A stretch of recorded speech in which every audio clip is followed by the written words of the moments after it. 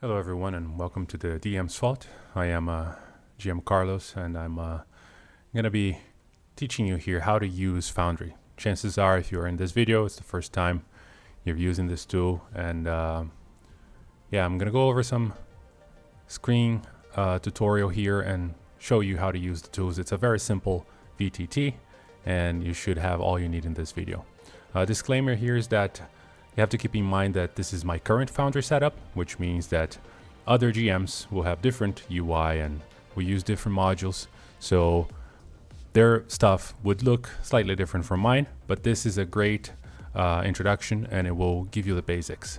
So let's start with basically how to move, how to pan over on the map. So you right click and you drag. That's it. Right click on the screen, drag to wherever you want to go. And that's how you're going to be panning the screen on the map.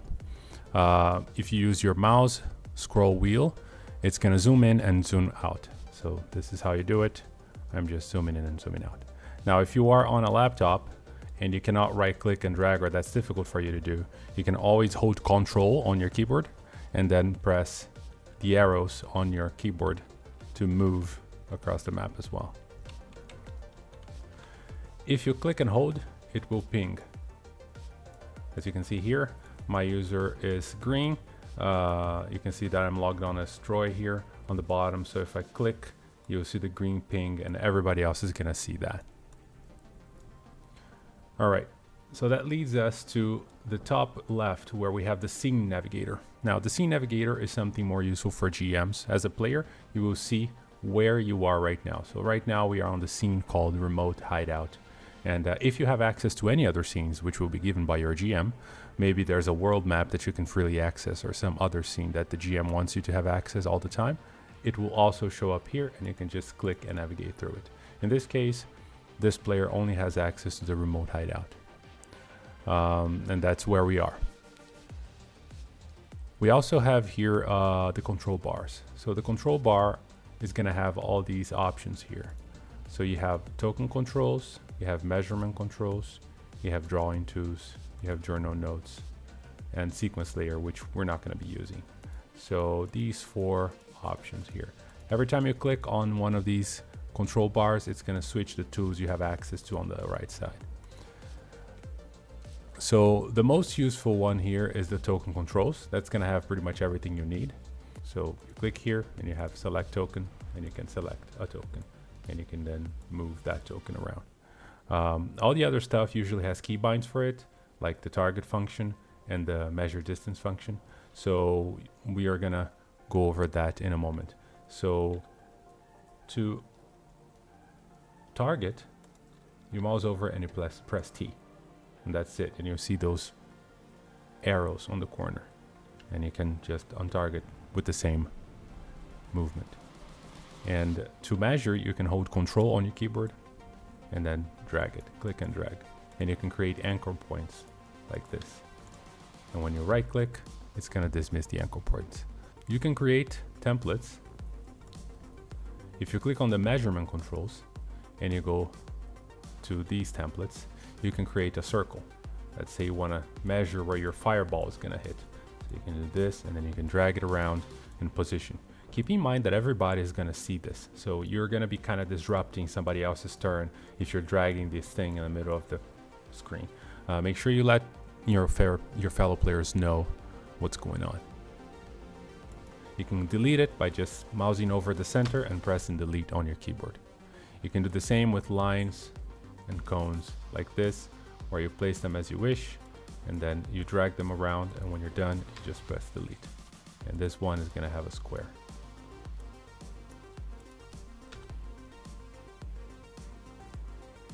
The drawing tool is going to show you how to draw things on the screen. So you can draw squares like this, and then you can move them, and then you can delete them. You can do the same with circles and other shapes. This is useful if you're just want to highlight something, or you want to point out where you're going to go, or you're planning with your friends. This is great and allows you to draw different shapes and then select them and move them as you wish. And you can do the free drawing like this, and then select and delete whenever you want. You can click here to add a text, so you can just type in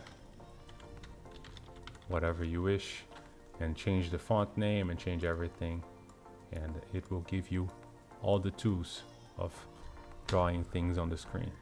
And if you click the cogwheel over here, you can change the color, font size, and everything else of your drawing. Now at the bottom left here, you'll see the user configuration, and that shows all the players that are online in the game currently. So right now we have only the GM and Troy, which is the user that I'm using. If you right click, it will open the user configuration.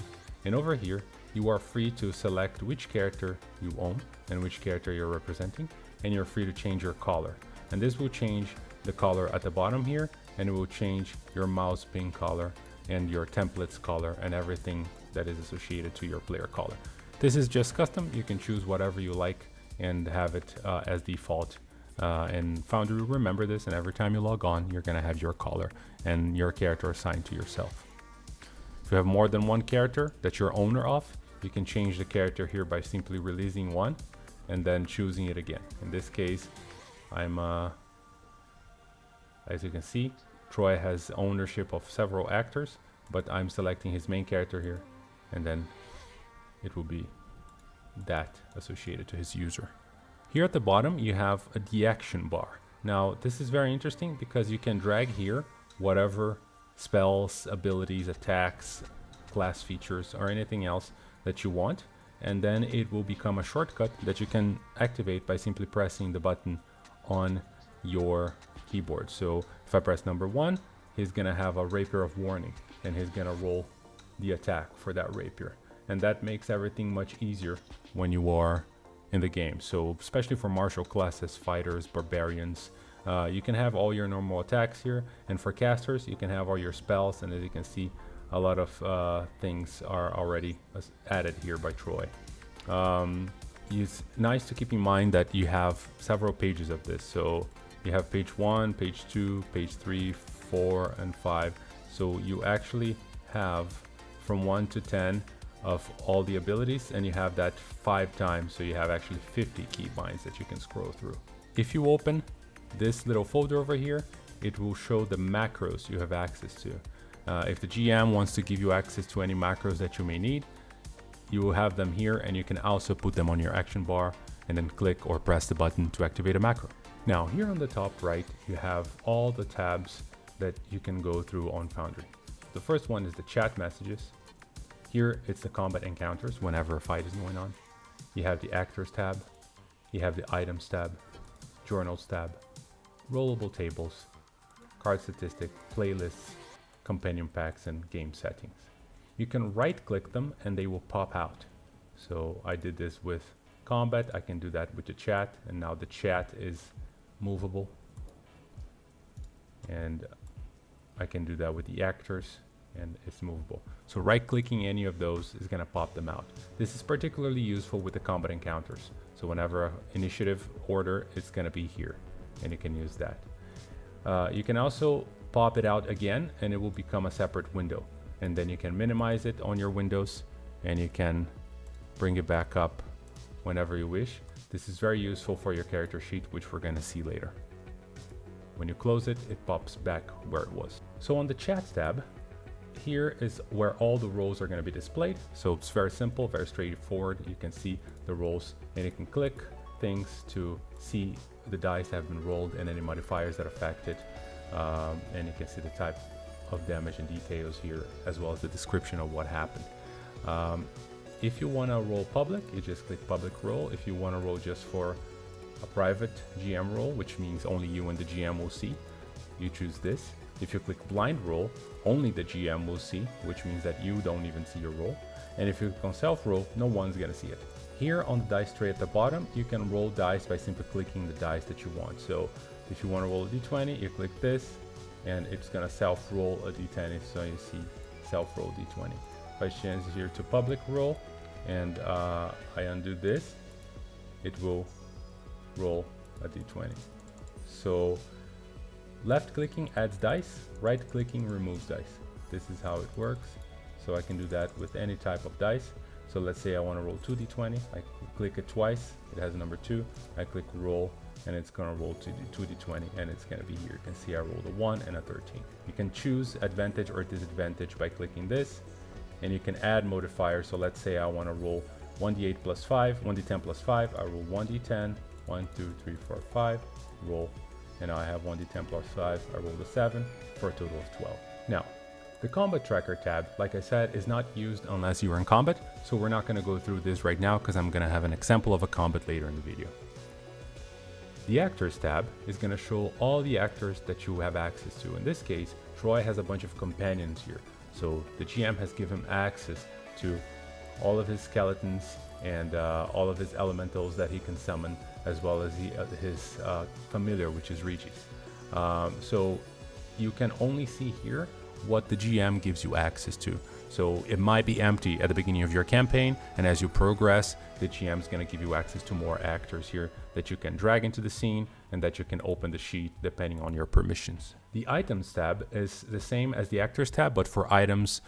So you might have nothing here, just like you have nothing here for Troy, which means that the GM has to give you vision, otherwise you're not going to see anything here. But if the GM gives you access, you see some items here. You can see magical items and other stuff.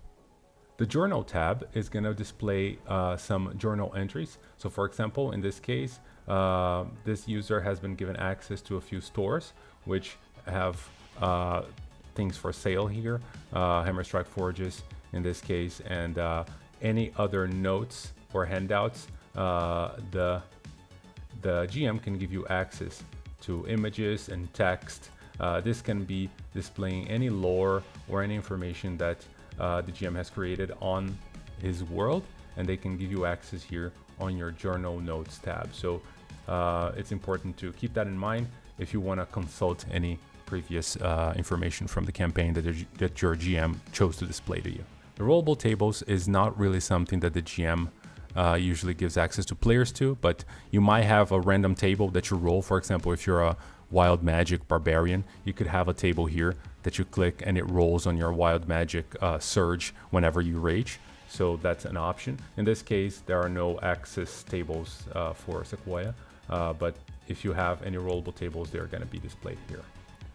Playlist is going to show you which sound is playing currently. So in this case, we have the thunderstorm sound that is on the background, and you can adjust the volumes of your playlist on the top here. So if you want to hear a lower playlist, ambient, or interface, you can adjust all your user volume controls. This is useful, you know, if the GM plays music and it's too loud for you and you just want to adjust. This will only adjust on your Foundry client, so you can adjust to your preferred levels and it's not going to affect anybody else's game. So this is the area where I recommend you lower everything to like half or something close to that. Companion packs shows all of the compendia that are in your world in Foundry. Now this could be monsters, this could be items, it could be a lot of other things. You will only see here what the GM gives you access to. You may have to open a compendium and drag things into your sheet, but the GM has to give you access to those, so you might not see much here. And lastly, you have the game settings. Here you can configure some settings for modules, so you can open this and you can then go through all the settings of Foundry and other modules that your GM may have installed in the world. And you can also configure your controls and keybinds by clicking configure controls here and then choosing your keybinds here on the right side. As you can see, there are many options, so this is something you want to look at if there's some keybind you want to set, or if you just want to find out what a button does. Now, how do you move your token on Foundry? This is very simple. You click the token and you drag it to move. As you can see, it's showing me the distance that I'm moving. So in combat, this is particularly useful if you want to know how much you can move. As a gnome, you can go 25 feet, and that's how far you would be able to get. When you are in combat, this green square becomes yellow whenever you're dashing and red whenever you have exceeded your speed. So that helps you know how far you can move during a fight. Now, if you don't want to drag with your mouse, you can always just have your token selected and use the arrow keys in your keyboard to move it around through the squares. Now this doesn't show you the distance you move, but it's an easy way to move your token through narrow corridors or other passages that you may want to move it through. As you can see, the dynamic light adjusts and shows what your token sees. So in this case here, Sequoia is hiding behind some bushes, and as I move around, I can see through the bushes. If I zoom out using my mouse wheel here, you will see that it changes everything that he sees on the screen. If you try to move your token and collide with a wall, so let's move the token over here, and then you see that there's a wall here, right? If I try to move the token through the wall, I'm gonna get an error saying that token collides with the wall. So sometimes you might have to move in a different area and then move the token around the wall. If my token is here and I wanna move it through the wall using the arrow key, nothing happens. So I'm pressing the arrow key here to the right and it won't move. So this is a nice way to know that there's a wall. If you right click on the token, it will bring up options. And you can see here that we have some other menus here. First, we have the elevation of the token, which is mostly cosmetic. So if I want to say that I'm flying 15 feet above the ground, I can just press a 15 here, and you see now that the token is 15 feet elevated. This is mostly cosmetic. It doesn't do much unless your GM has some module or automation that is associated with the height of your token. And you can set it back to 0 by putting the number there and pressing enter. The next thing here shows some token configuration tools, so I can change who sees my name and display, and so there's a lot of tabs here if I want this token to emit light or resources. In this case, for example, Sequoia has a torch, so he's emitting 40 feet of dim light and 20 feet of bright light, and he has the flickering light animation going on. So this is why this token emit some light as I move it around, right? So you can set it up as you want. There are modules that can help you with that, but basically the configuration will allow you to do that. And this is to target that token. So if I click this, I target, which is the same thing as mousing over and pressing T will do that same effect on your keyboard. Here at the bottom, I have Sequoia's HP. In this case, he is a level 13 wizard with 93 hit points. So if I want to do a plus 10 here, he gains 10 HP. If he takes damage and I do a minus 15, minus 45, he takes 45 damage, and you can see that automatically updated on his sheet. And so you can use this for quick regeneration and damage calculation. It's very useful for GMs, but also useful for players. If you want to regen to food, just give it a plus 100, and you can see that now is set to maximum health. You can also use these two to apply conditions. So if I click here on assign status effects, you see all the conditions on D&D with their little symbols. And if I mouse over, it shows the name. So for example, let's say some effect makes Sequoia frightened. I can click this, and now he has the frightened condition, which also shows up on the top here, frightened. And if you mouse over, it will show you a frightened creature has disadvantaged ability checks, etc., etc. If I don't want this condition anymore, let's say that you were able to save against it on the end of your turn, you can right click it, delete or disable frighten, delete, and it will go away. And you can also always come back here and just click frighten again, and it will do the same thing as right clicking it off on the top right. And I can do this with all conditions, restrained, and I can do it with prone or poison and so on. Just enabling and disabling them here, or right clicking here on the top. The other option we have here is toggle combat state. This is usually to add somebody to the initiative, and this is only set by the GM, so players don't have to worry about this. If you want to rotate your token, you can simply hold shift and use your mouse wheel, and it's going to rotate diagonally about, as you can see here, about 45 degrees, right? And if you do control, it rotates more subtly, less degrees, but it does the same thing. And I'm just holding control and using my mouse wheel here, or shift and my mouse wheel here. You can also hold shift and press the right arrow, for example, which faces the token right, or left, which faces it left, and up, it faces it up, and down, it faces it down. So you can use shift and your keyboard arrows to do the same thing. And if you double click your token, you open your character sheet. Now we go to the next part of the video where I'm going to cover the character sheet. Alright, so if you open your character sheet here, you're going to be able to see the standard D&D 5th edition character sheet. You see you have your attributes here at the top, you have your proficiency, you have your alignment, you have your background, your race, everything set up here as normal. Here on the top you can see a little art of your character and you can see your HP. If you want to increase your HP or reduce it, you can simply click here and update the number, or you can do just like on the tokens, plus 10 and it will do that, or you can do minus 10 and it will do that as well. If you get any temporary HP, you can simply add it here by putting the number of temporary HP you have, and that's going to show a little blue bar on your token, as you can see here at the beginning. Let me put a bigger number here. So let's say you get 30 temporary HP somehow. You see that there's a big blue bar there, which will be reduced first before it goes to your normal HP. And if you have any effects that change the max HP, like aid, you can always put them here as well, and that will increase the max HP without messing around with your default max HP. So now Sequoia is considered to have 103 HP, so I can up the number here, and it will have a normal green bar here. When he is down at 93 HP, for example, then it will show you that he quote-unquote took damage because his max is increased by 10. And I can adjust that by simply removing it here as usual. You can roll anything by simply clicking. So if I want to roll a strength check, I click strength, and then it's going to pop up this window to tell me if it's an ability check or a saving throw. In this case, I'm making an ability check, and then it's going to roll here and add the modifiers as usual. And you can do that with everything, and I can also click on save here, and it will do that correctly. So if I click here, it will do an ability check. If I click here, it will do a save. The difference is, for example, he has proficiency on intellect, so if I click here, the save is going to be a plus 10 save, but if I click here for a check, it will be a plus 5. The same thing works for your abilities here on your skills.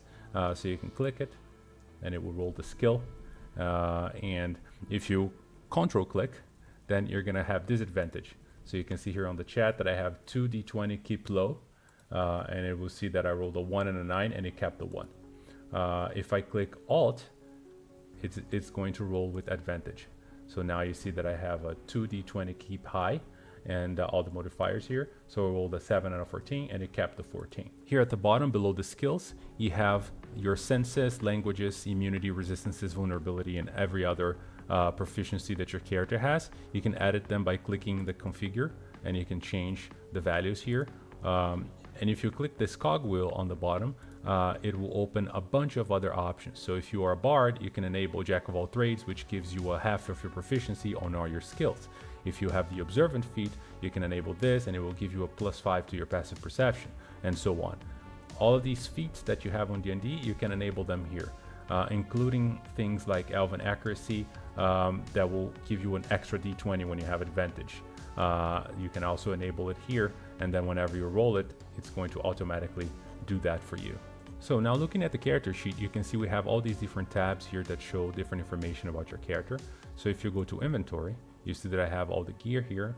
Sequoia has an armor class of 15, and he has equipped a smoldering armor +3 dexterity.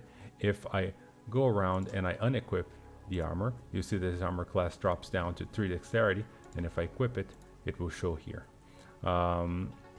Whenever I click the icon of anything here, it's going to post it on chat. So for armor, it's just simply going to post the description of the item here on the chat. But for a weapon like a dagger, it's going to actually roll the attack. And same for the rapier and everything else that is here on the inventory. So that's how you can roll attacks and use your items from the inventory, or just post them on chat so that your fellow players or the GM knows what that does and what it is. You can also drag things that are here down to the action bar, as he has done. So he has a rapier of warning, and it's here dragged on number 1, which we covered before. So you can always drag things in and out of the action bar from your inventory.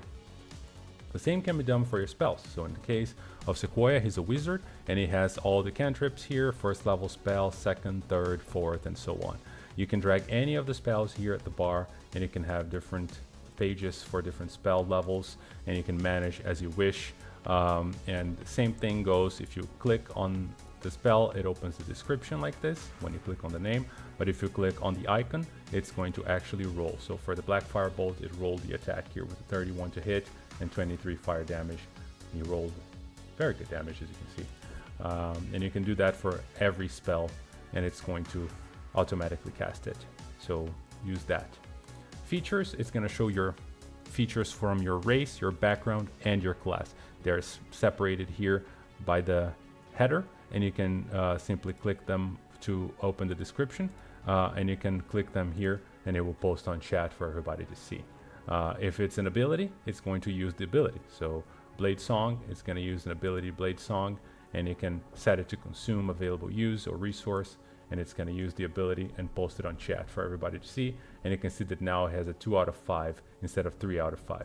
These 3 tabs, you're not going to be using that much, but journal, you got to make some notes here. You can simply click this button to add it and type any text that you want, and then you click the symbol to save, and now you have journal entries here. You can write about persons of interest, locations of interest, quests, miscellaneous. A lot of players don't use this because they have their own notes on Discord or on their notepad, whatever it is that you prefer, but it's here if you want to use it. Same for biography. You can have here descriptions of your characters, background descriptions, ideals, bonds, flaws, and all those things that go with D&D. The effects tab is mostly for Foundry, and it's an automation tab, and it only shows the effects that are currently on your character. So not much to see here unless you are an advanced user. Also, you can see that Sequoia has some things here on his attributes tab.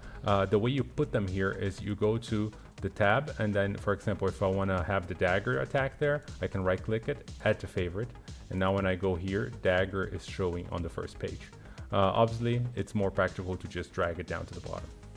Now, if you've been paying attention, you've seen that on the top left, there is this little thing here. This is a module called Token Action HUD, and it will essentially give you all of the options that you have on your character sheet just on the top left here, and you can use them from here instead of using your character sheet. This is very practical because you don't have to keep opening and closing your character sheet all the time. So this is a nice way to have a shortcut in which you just use all of your attacks and your spells just quickly from this menu. You can also open up your sheet and then click here to pop it out on a separate window, and then you can minimize it on your computer as you wish. And then when you close it, it goes back to Foundry. Now I'm going to quickly go through an example of a combat here. So the GM has toggled combat against this creature over here.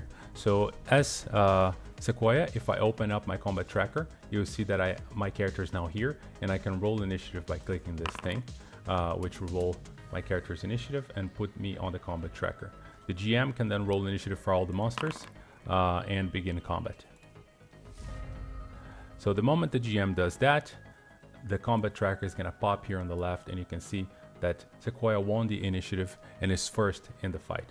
So the turn marker is going to show whose turn it is. So you can see that Sequoia has the little orange spinning circle around his token here. It's his turn. So to move, as usual, you can drag and move, and you see that he has a lot of speed, 35. When he gets to 40, you can see that it turns yellow, which means it's dashing. So in this case, he's going to move up to the creature here, and then I'm going to target it by mousing over and pressing T, and then I'm going to use my Rapier of Warning to attack it. With a 16, I do 7 damage to the creature. And it shows here on the chat that I already hit, and he lost his health. And you can see a little blood splatter here.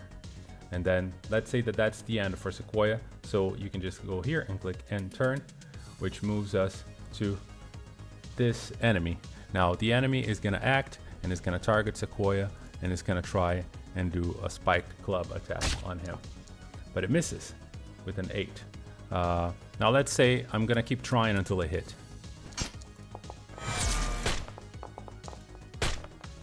There you go.